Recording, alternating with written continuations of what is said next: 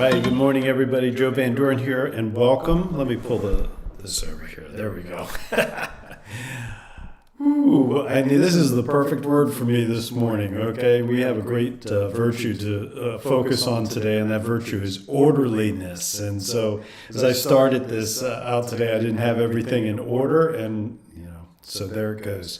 So let's read the description about orderliness and see how we're going to apply it today and focus on it today ourselves. And the description goes like this: orderliness is living in a way that creates harmony around us and within us. We have a place for the things we use and keep them where they belong. Order and beauty in our home and workspaces brings a sense of peace and freedom. Our thoughts and ideas flow more freely. We do not hold on to clutter. We clear the way for genuine abundance. Orderliness is being focused and purposeful, planning tasks step by step instead of going in circles. As we trust divine order unfolding in our lives, we find a still point of order in our souls. So, I hadn't really thought about this, but I'm just going to say that after reading that description, I cannot think of another virtue that I need more of. So I'm going to sit here and sit with this just a little bit. It's not even just a matter of having things in their place, but there was two things in here that really resonated with me, the things that I need to work on. And the first one was about our not being cluttered, even with our thoughts. In other words, clearing, as it describes it here, clearing the way for genuine abundance. We can be very purposeful, and I'm talking about myself now. We can have a mission, we can have a vision, but if we haven't planned the tasks out step by step, we do find ourselves not only going in circles, but also, I would say,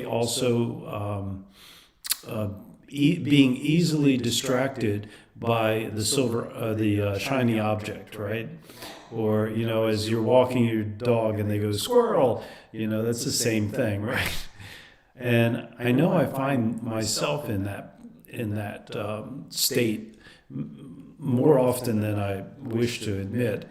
And so I'm thinking to myself as I think about how I'm going to focus on this virtue of orderliness, that I have to put this at the top of my list of things to do. I have these ideas, I have this mission, I have this hope and dream, I would say, that we can have an impact on families so that they become more united, so that they build a vision and a mission, and they are able to develop their virtues in their children and in themselves by following that mission or vision that they have. And that really is what this is all about for me. And so I will work on and really focus on being focused and purposeful, as it's described here, because that's what orderliness really is about. And at the same time, I also appreciate this thought about trusting divine order. There's been times, and I've mentioned this before, that things haven't happened the way I thought maybe would, or maybe this has happened to you too. You thought this was going to unfold this way or that way, and I am of the belief that when things don't work out or unfold the way we'd hoped, that many times it's because the universe knows that we're not quite ready for it yet. So that's what I'm going to do. It's not about taking action in that way of trying to force something to happen, but I'm going to prepare myself for the things to come. So what about you? How does this virtue of orderliness resonate with you? It could be something very physical. It could be having a place to keep your keys so that you don't lose them, or making sure that your cooking utensils are in the same place so that you can find them. Or for your kids, maybe it's having their pencils and pens and paper in a certain place so that there's never disorder that way, and they can get on to doing their work, their homework, or whatever, without having all the anxiety of where is this and where is that. It could be something very physical like that, or it may be that orderliness for you also is coming into this idea of how are our thoughts and our ideas, and are we orderly in working out a purposeful way of getting them done.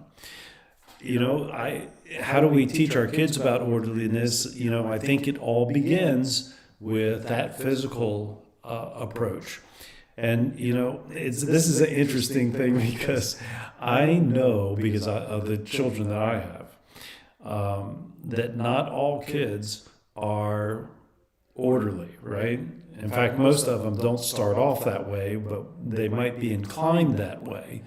And so, as our kids are growing up, then we want to help them to stay orderly, and to show them that the value of being orderly, both in the way they approach their work, which is their schoolwork, right? The way that they approach keeping their room or whatever. However, having said all that, there are going to be some kids that simply are not as orderly as maybe their parents are. And I know this has happened to me. I have some kids that are very orderly, and I have some that are not, and we all wonder how that happens, but it's because they're unique individuals, right? And in that case, I'm just going to say this. Sometimes you have to pick your battles. And if orderliness is not a real strong point in them in their physical life, maybe it's stronger for them in their in their mental life, in their way that they plan out their tasks. Or maybe it's not. Maybe it's an area that's underdeveloped and needs to be developed, and we can help them do that with, by demonstrating the use of checklists, demonstrating the use of time management, being able to break large projects down into smaller chunks and then working from there. So there's a number of things that we can do to help those, especially our children who may not be inclined towards orderliness. But in the end, they're going to be who they're going to be. And we want to just trust that the universe is going to bring out the best in them too. So that's my thoughts today about orderliness. This is a virtue that is touched very close to home for me. So I hope you can appreciate maybe a little bit how hard it was to talk about it today. So thank you very much for being here. I look forward to seeing everyone tomorrow. And until then, keep practicing the virtues and the 4 C's of successful families. And that is clarity, communication, consistency, and community. Until next time.